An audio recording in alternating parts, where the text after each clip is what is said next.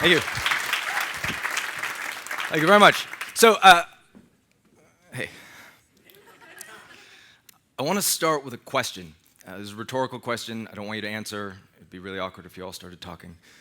But I do want you to have an answer. And the question is this. When was the last time you were truly amazed? Now, I don't mean fooled. I don't mean impressed. I don't mean confused. I mean, amazed, right? I'm going to be telling you a story. I'm going to tell you my story about my experience as a performer and as a magician. But before we do, I want to set this idea out in front of you so you all know where I'm coming from. And the idea is very simple. I know that when all of you think about magic and magicians, you think of laser beams and smoke machines and tight leather pants, right? You think of top hats, you think of rabbits, you think of Job from Arrested Development, right?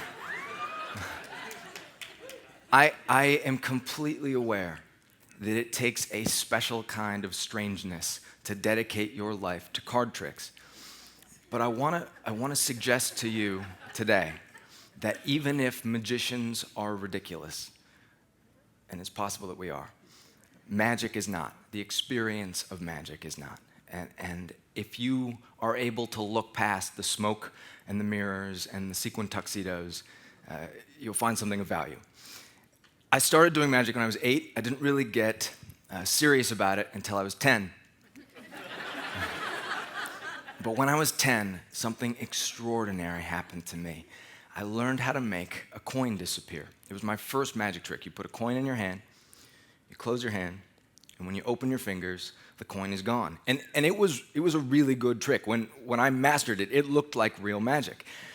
One of the first things you learn as a magician is that it doesn't matter if you're young or old or rich or poor. Anybody can appreciate mystery. I decided that I wanted to try performing this coin trick at school. So at recess, I would take my nickel out, make it disappear, and maybe you have seen people respond to a magic trick before, but the kids watching, when the coin disappeared, would just start freaking out and screaming and running around and jumping up and down. And so the teachers would want to come over and see what was going on. So I'd make the coin disappear for the teachers. And these otherwise well-adjusted, well-educated adults would just start losing it and run screaming. And it was just like, it was amazing to me. It was as if I had discovered the secret to the universe was a coin trick. Any magician will tell you that the most amazing part of the magic show has nothing to do with the tricks. The tricks are just tools, right? It has nothing to do with making a tiger disappear or sawing a lady in half or finding the 6 of clubs. The most amazing part of the magic show is the reactions of the people who watch, the change that comes over a room when something impossible happens. When you're watching a magic show, here's the thing. In every other, I would say, public human interaction in the planet, there is at least some level of duplicity and affectation, with each side trying to portray themselves in a certain way and come across in a certain light. And everybody does this. I mean, you wake up in the morning and you put on the clothes that you choose and you comb your hair a certain way to communicate a certain image about yourself. One of the amazing things about magic is that when it's good, when it catches people in just the right way, it can strip all of that away for a second. It's like a true moment of impossibility can make you forget to be cool. People watch a magic show forgetting that in a live performance, the show can watch them back. And the side of people that is revealed when something amazing happens, not just confusing, not just impressive, not just, when something genuinely amazing happens, is really unbelievable to see. I do shows all over the country, and after every show, there's always a group of people that come up to the stage to ask questions. Generally, the questions are something like, can you make my bills disappear? Do you know David Copperfield? Can you levitate, right? These are the things that people think are clever to ask magicians. But recently, this woman came up after the show, and she was not happy with me at all. She didn't want to ask a question so much as she wanted to fight. And she basically said, I know that you don't have magic powers. Everything you do is a lie. Why are you doing this? It was one of those situations, maybe you have been here before, where someone says something that's insulting and you wish you would give anything to be able to come up with, the right response right there on the spot. I couldn't do that. I left her thoroughly unimpressed with whatever I ended up mumbling. But what I wish I had said, and what I've thought about many times since, is this. Magic is fiction. I don't have magic powers. I don't want you to think that I do. If the most interesting question you have after you see a magician is, how did you do that? They have failed you completely. That's not what it's about at all. No one watches Avatar, right? No one goes to the movie theater to watch, say, Avatar, and leaves the theater saying, that was pretty good, but I don't think those blue people were real, right?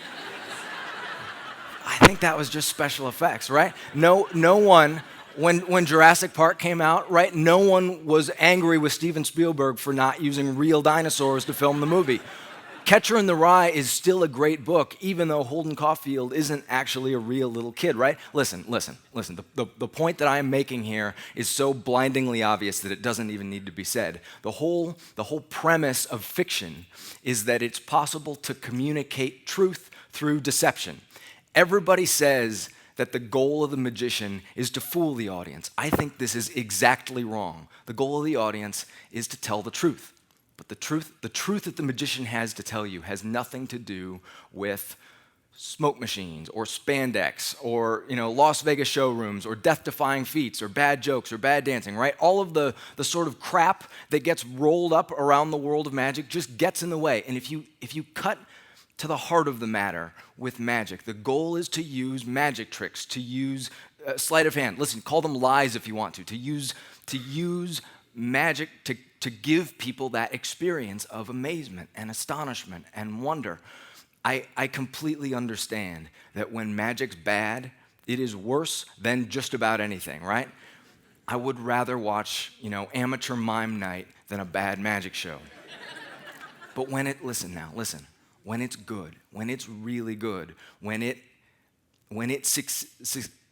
succeeds at hitting the audience in just the right way and sort of pulls the epistemological rug out from under the room, it can have the effect of communicating to people that experience of amazement and maybe reminding them of something that they knew and maybe forgot somewhere along the way. Because when you're young, it is easy to be amazed.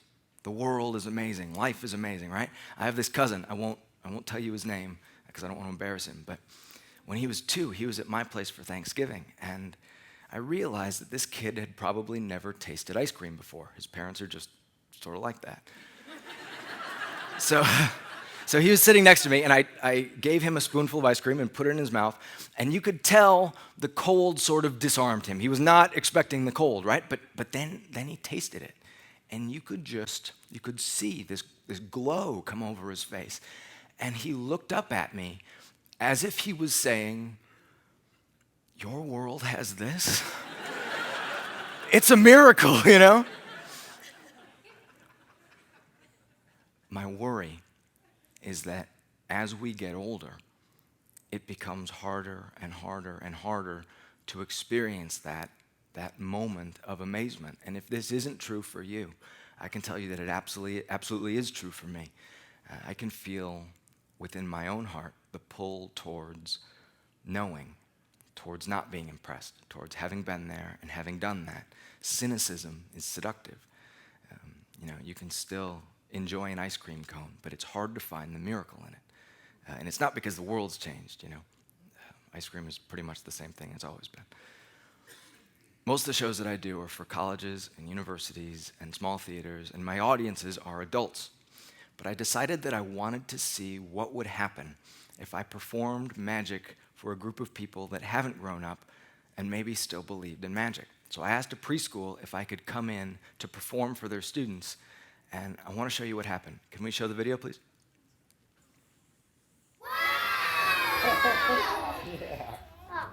Now, I have to ask you, has anyone here ever seen a magician before? Yeah. Yeah, you have seen that? Do you know what magicians do? Yeah. What do they do? They do magic. Magic. Yeah, that's right. Magic. Yeah? They have wands. Does everyone know what this is? A magic penny. A magic Here, penny. look at this. Here's the idea. It has an eagle on one side and a lady on the other. Look at this. Watch. If I just squeeze it in my hand, look at this. I want you to see this. Watch. Look. Whoa! And it's in your ear. And my turn. Who wants to help? Do you want to help? Stand up. And then just come on over here. Would you hold your hands out like this, please? Yeah. Just hold your hands out like this. Look at this. I want you to see this. Look, I'm just going to drop it. I'm just going to drop it in your hand. You're going to feel it hit your hand. And then it's just going to disappear. Look. Wow. Again, one more time. Do Do you know what these are? Ball. Balls, yeah. What color are they? Red? Red. All right, so Jamar, here's how this is going to work. I want you to just hold out your hands like this, both hands. I'm going to give you one of them, and your job is to hold it as tightly as you can so I can't touch it. Seal it up. Hold it tightly inside your hand, tightly as you can so I can't get anywhere near it. Is that okay? So here's the idea. Look at this. I'm going to take this one, and I'm not going to do anything, but watch this. Look. Open up your hand. Wow. Would you help me with this? Look, I'm going to give you two, same thing. Just hold out your hand. I want you to hold them as tightly as you can. Hold it as tightly as you can and hold your hand out like this. Look at this, same thing. I'm going to take this one and same thing. I'm not going to do anything, but look at this. Watch. Open up your hand. 3. Look at this, watch. I want to try this with everybody. Everybody come in here. Look, we're going to take these 3 and I'm just going to hold them in my hand. Everyone push your hands in like this. Push your hands in on top. Everyone come in. Everyone come in. Look at this. If we have 3 and we just squeeze, everyone squeeze, and then let go, let go, look, let go, watch, look at this.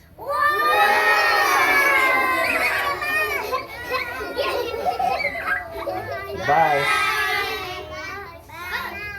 That's good magic. I'm glad, thank you.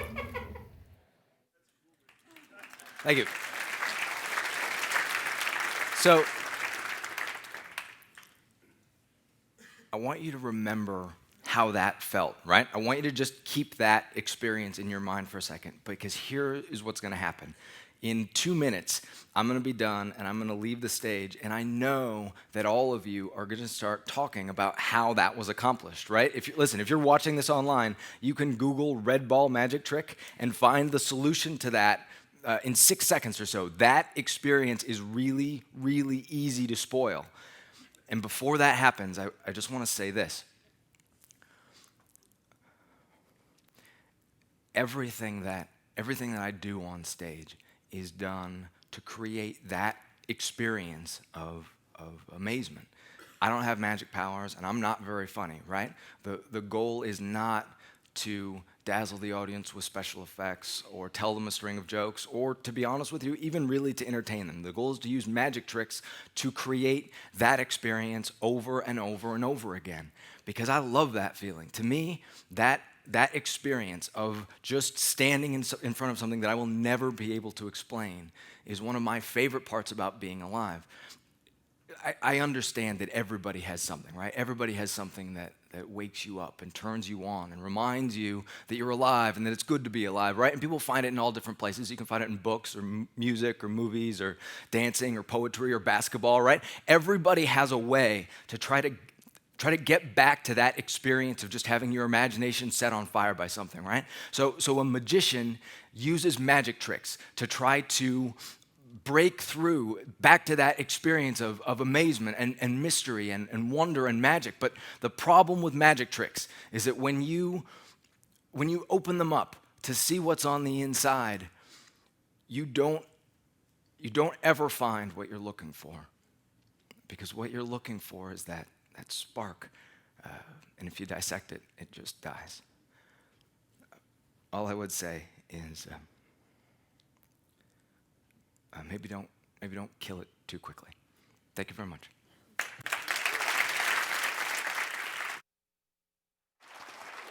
Thank you very much, Nate.